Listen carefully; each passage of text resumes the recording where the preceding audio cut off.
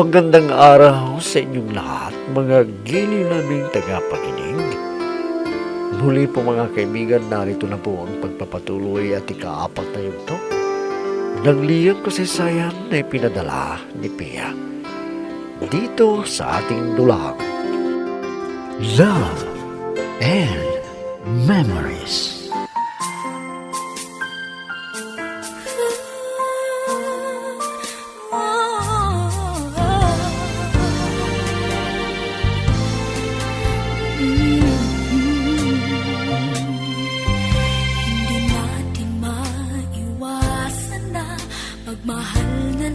Nasaktan ako ng labis nung malaman ko na may nobya na si Sir Dindo.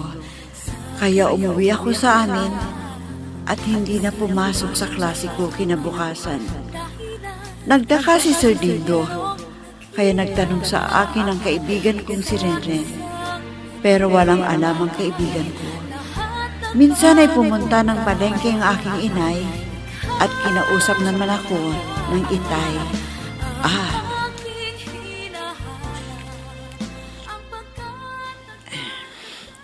Nag-iisa ko dito sa bahay. Ang lungkot ng buhay ko. Dahil sa nalaman ko na may nobya na si Sir Dindo. Hindi ko kayang humarap sa kanya. Nasasaktan ako kapag nakikita kong may kasamang iba. Pero naiisip ko ang aking mga magulang. Naaawa ako sa kanila. Hindi ko alam kung anong magiging desisyon ko. Nagdadalawang isip po ako hanggang ngayon. Kitang makausap. Ano? May sasabihin sana ako sa iyo eh. Opo, itay. Ano bang sasabihin niyo sa akin? Kuwan eh. Hindi mo pa sinabi kung ano yung problema mo sa amin ng inay mo. Abay, paano ka namin matutulungan kung hindi mo sasabihin? Alam ko, itay, na magagalit kayo sa akin pag nalaman niyo ito. Pero hindi ko po sinasadya na mangyari ito sa akin eh. Sige.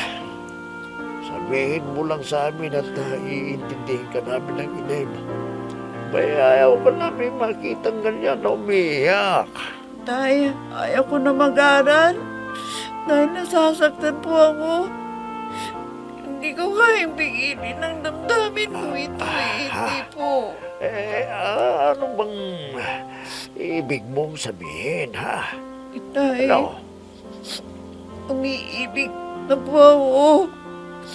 Pero yung lalaking iniibig ko, may nagmamay-ari na sa kanyang puso.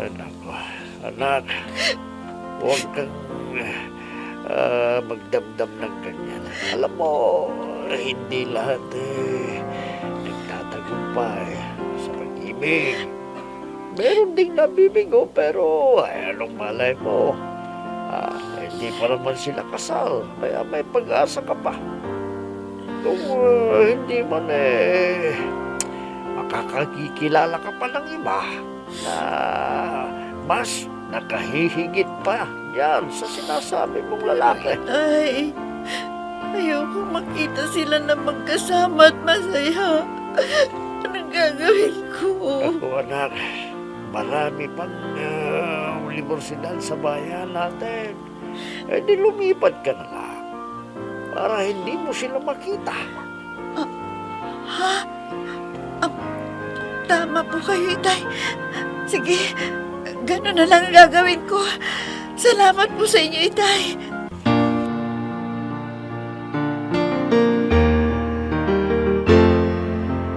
I'm so blessed I have you, 'cause you gave the world to me.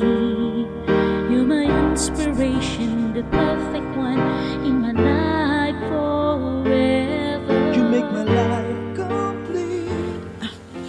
Naku, si Ina na yatang dumating. Ang mabuti pa, buksan ko ang pinto. Baka maraming binili. Kaya hindi niya kayang buksan ang pintuan. Sandali lang, Inay, ha? Inay, ano ba? ikaw pala rin. Di ka, pumasok ka. Maupo ka. Ano bang kailangan mo at nagpunta ka rito? Salamat, friend. Oh, ikaw, kumusta ka na?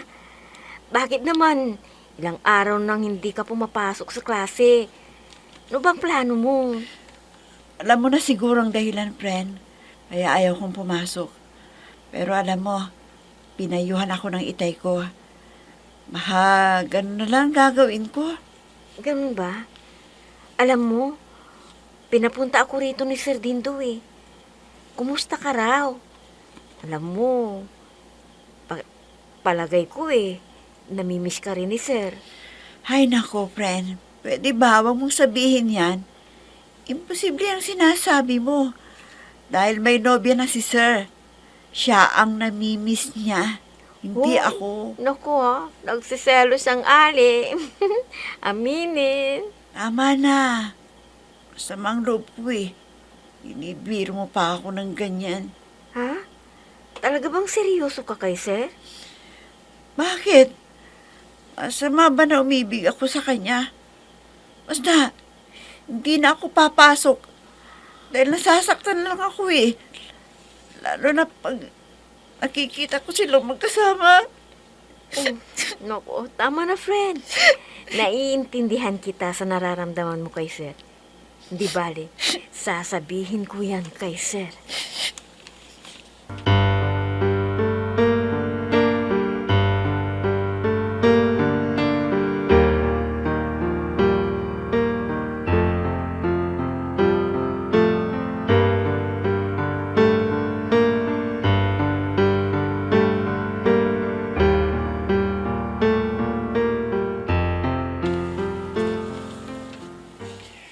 Mabuti naman at nandito ka na, Dora. May sasabihin ako sa'yo tungkol sa anak mo. Ano yun? Sinabi ba sa'yo ang dahilan kung bakit ayaw na niyang pumasok sa klase niya? Oo. Nagtapat siya sa akin na may nararamdaman daw siya sa kanyang guro. Pero may lobi na yata eh. Kaya nasaktan siguro. Abay, dapat nating intindihin siya ngayon at gabayan para hindi pang hinaan ng loob. Sinabi ko sa kanya yun. Pero, di niya nagawang sabihin sa akin. Buti at nagtapat siya sa'yo. Para gumaan naman ang kanyang dibdib sa kanyang nararamdaman. Oo. Pero talagang hindi niya matanggap pa na wala na siyang pag-asa. Kaya lang, may sinabihan ko na may pagkakataon pa na baka hindi magkasundo. Sa isang bagay, hindi baka sakali na may pag-asa siya sa lalaking yun. Sa bagay, tama ka. Hindi lahat ng may karelasyon ay nagkakatuluyan at iba ang nagiging kapalaran nila. Kung ayaw niyang magpakita, lumipat na lamang siya ng universidad para matapos niya ang kanyang pag-aaral. Ano kaya kung ikaw na rin magsabi sa kanya para sundin niya yung mga payo natin na huwag na siyang tumigil sa pag-aaral. Dapat lang nahikayatin natin at sabihan na marami pa siyang makikilala at hindi pa panahon na sayangin ang pagkakataon dahil siya lang ang ating inaasahan.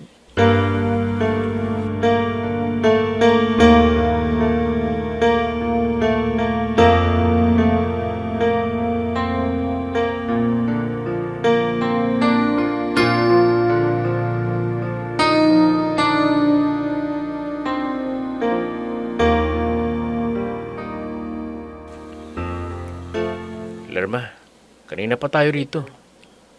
Tapos na tayong kumain. Kaya ano man ang gusto mong pag-usapan natin, sabihin mo na. Alam mo, Dindo, gusto kitang bigyan ng babala. Dahil alam ko na maraming estudyante ang nagpapapansin sa'yo. Baka patuloy mo sila ay masisira ang iyong propesyon. Ano? Yan pala ang gusto mong sabihin. Alam ko ang tungkol sa bagay na yan siya. Di ako papatol sa isang estudyante. May batas tayo dyan, kaya ayaw kong masira ang profesyon ko. Oh, mabuti naman kung ganon. Alam mo, inilalayo kita sa mga yon para di ka maakit sa kanila. Isipin mo naman ako na nagmamalasakit sa'yo dahil mahal kita. Alam ko, Lerma. At gaya ng sinabi ko, di ko sisirain ang pagkatao ko at profesyon ko. Nakikisama lang ako sa kanila para maging inspirasyon at maging masipag silang mag-aaral. Sana nga, totoo yung sinasabi mo. Kung hindi, ikaw ang kawawa sa bandang huli. Salamat sa paalala mo, Lerma. Basta maniwala ka sa akin at magtiwala dahil nag-iisa ka sa puso ko.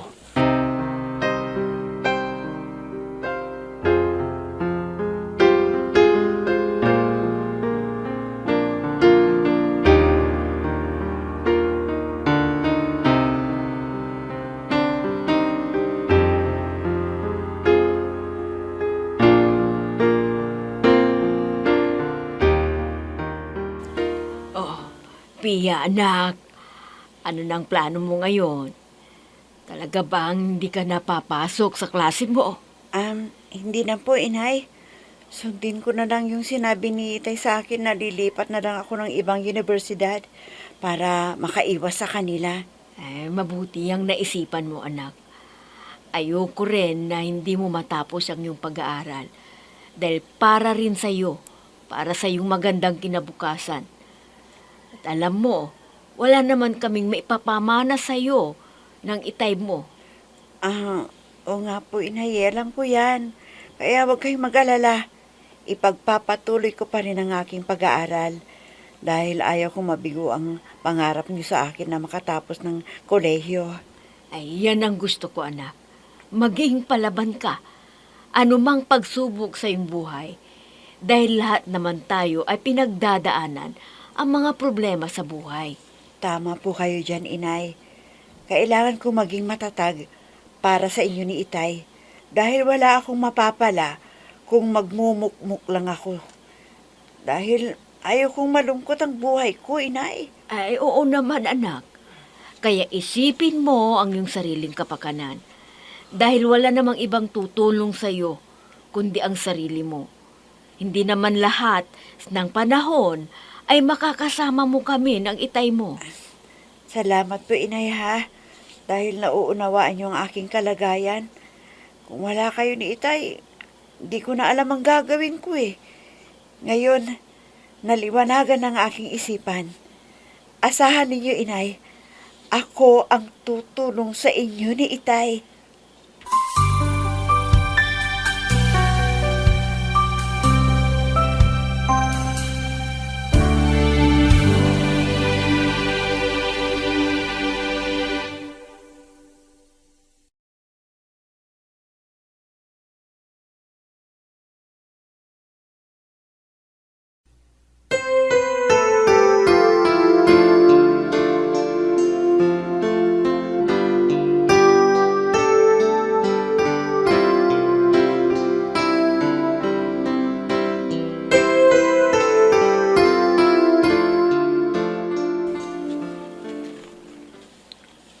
Ren, kumusta na yung iniutos ko sa'yo?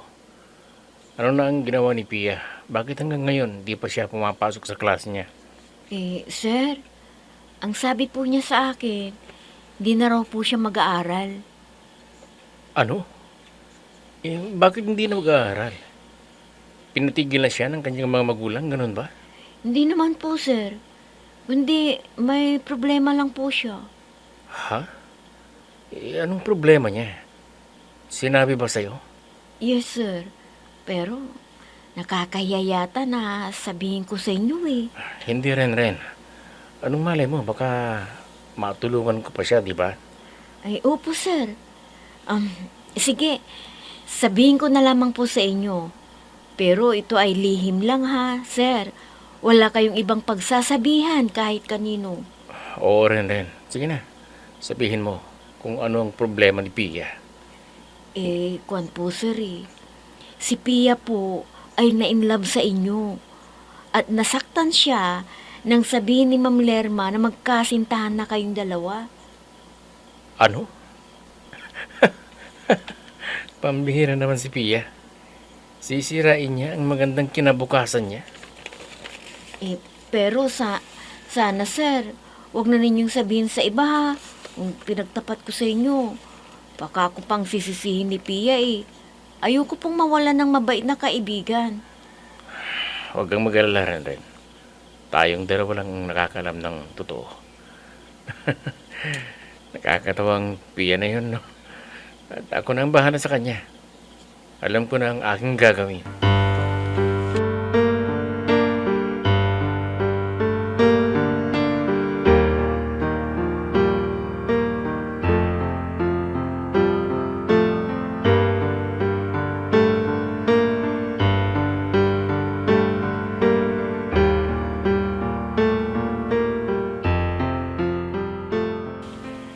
Doray, alis ako at pupunta sa tinatanan natin ng mga gulay at magdidiligan ko ng mga bagong tanim ko. At titingnan ko kung pwede na tayong mamitas ng gulay. Sige Imog, para makapagluto ako ng gulay. At nandito si Pia. Sigurado na gusto na ring makatikim ng gulay yon. Dahil puro isda ang kanyang baon. Abay, oo nga, no? At teka nga't mabuti pa siguro isama mo doon sa bukid ang anak mo. Para medyo malibang naman siya at hindi yung laging nakakulong doon sa kanyang kwarto. Sige Imog. Subukin ko na sama siya. Para may kasama tayo na pipitas ng mga gulay. Siyempre, wala naman siyang ginagawa doon sa bahay andun lang sa kwarto niya. Hindi man lang lumalabas. Para malibang naman. Isama mo na lang. Ganyan lang siya. Siguro. Dahil sa simula lang, kanyang pinagdadaanan. Kaya hayaan natin sa gusto niya. Kung pala, Dora, huwag mong kalimutan yung merienda ko. Na niluto mo, ha? Ano ba yun? May kamuting kahoy ba? Na nilaga, tsaka saging na nilaga. Sa baba yun. Yung dalawang binanggit mo. Oo. Yon ang nilaga ko. Masarap. Oo, para hindi ka magrereklamo na kulang ang merienda mo. Dahil napapagod ka, kamo.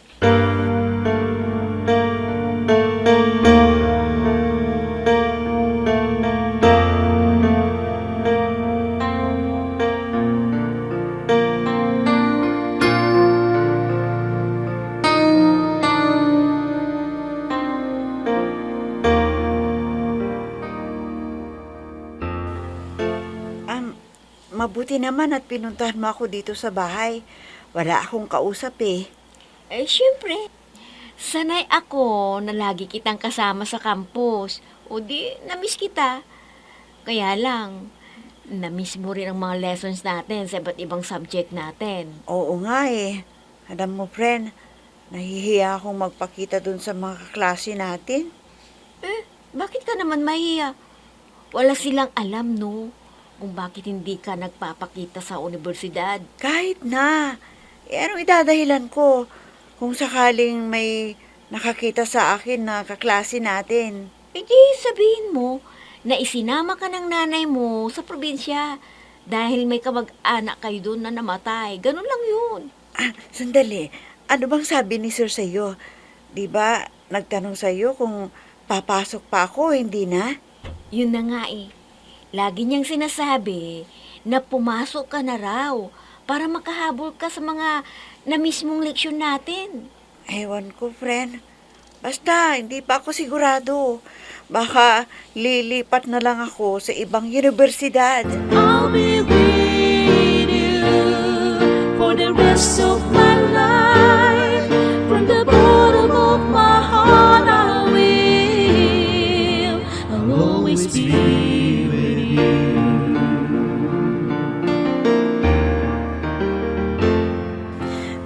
Ano bang kailangan ninyo, sir? Bakit kayo nagpunta rito sa amin? Gusto ko lamang sabihin sa'yo, Pia, na ituloy mo nang yung pag-aaral. Kung hindi, magtatampo ako sa'yo. Talagang titigil na ako, sir. Dahil wala naman akong silbi sa inyo eh. Sino bang nagsabi sa'yo yan? Importante ka sa akin. Kaya, sige na, Pia. Bumalik ka na sa iyong pag-aaral. Huwag na lang, sir. Hindi naman pwede na mahalin niyo ako eh. Dahil may nobya na kayo. Kaya huwag na kayo mag-alala sa akin, sir. Alam mo, Pia, para sabihin ko sa'yo, ako ay nagmamahal na rin sa iyo. At gusto ko lagi kitang nakikita. Mahal kita, Pia. Sir?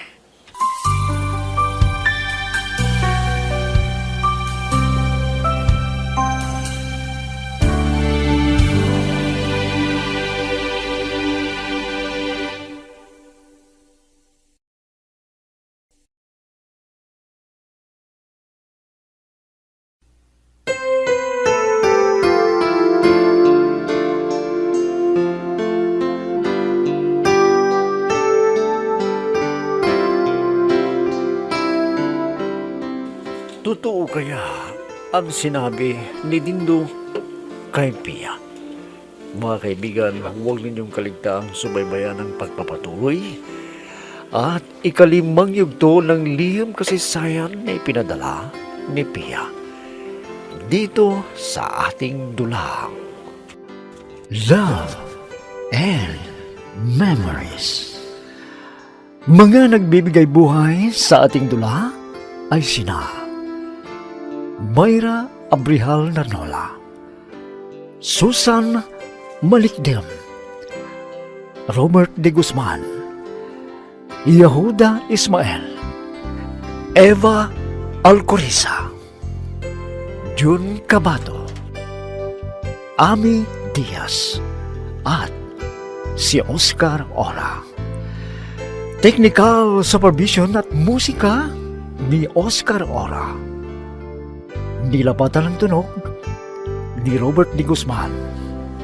Mula sa panulat at direksyon ni Ami Diaz. Love and Memories. Inihahandog sa inyo ng F3 Recording Studio para sa Pambansang Radyo ng Pilipinas, Bombo Radio, Philippines.